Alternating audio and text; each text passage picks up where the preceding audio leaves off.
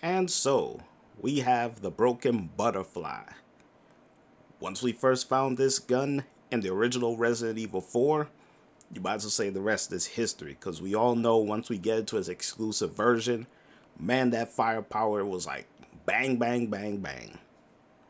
Now, in the Resident Evil 4 remake, however, it has its firepower, but it's a little on the downside because in the remake of the Broken Butterfly, it has a firepower of 27, it has an ammo of 10, it has a reload of 5 mag rounds per, but you can see the actual number on the side. They go based off of 5 magnum rounds at a time.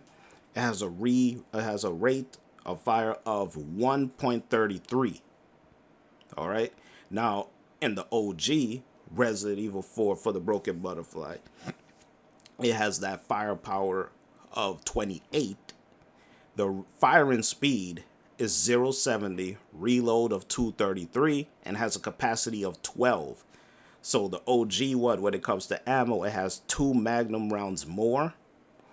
Its reload is a little bit longer. The firing speed, however, is quicker. And both of them have their exclusive versions. The OG Resident Evil 4 Broken Butterfly has a firepower of 50. In the remake model, when you have it to its exclusive version, it has a firepower of 1.5. So in total of the 27.0, it'll have a whopping 40.5. So when you round that off, it's actually 41. So it's 9 points lower than the OG Resident Evil 4 Broken Butterfly. But considering the nature of the remake, it has more than enough damage to do semi-bosses, even the main boss, a lot of damage and deliver a lot of hurt. Because we all know the Broken Butterfly and the sheer gratification and satisfaction of reloading. The merchant even tells you it's all about that reloading. It just feels good. We all been there. But comparing these two magnums, I mean, again, it's just the nature of the game. 50 to the 41, you're gonna side with the OG model. Now, as far as with the ammo, that's just been the OG Resident Evil 4. The fire rate, you could clearly see that it's the original Resident Evil 4.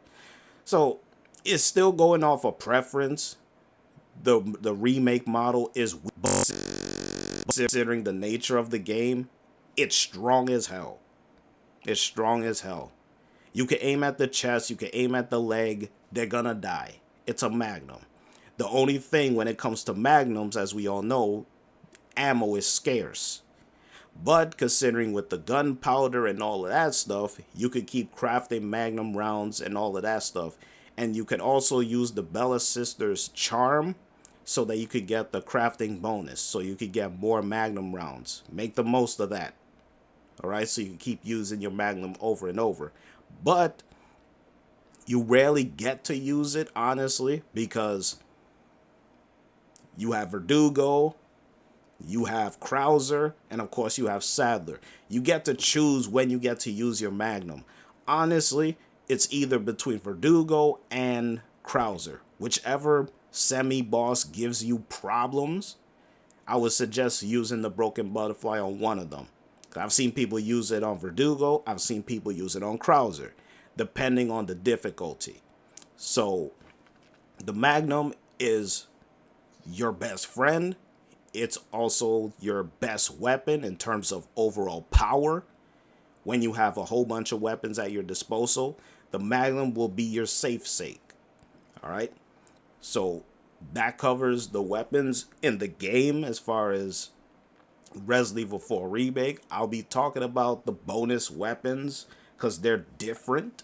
But considering how the game is, people will be underwhelmed and I would say slightly disappointed, but considering how the game is, it's in a good place. I'll put it that way. It's in a good place. So I'll leave it there. Let me know what you guys think on the Broken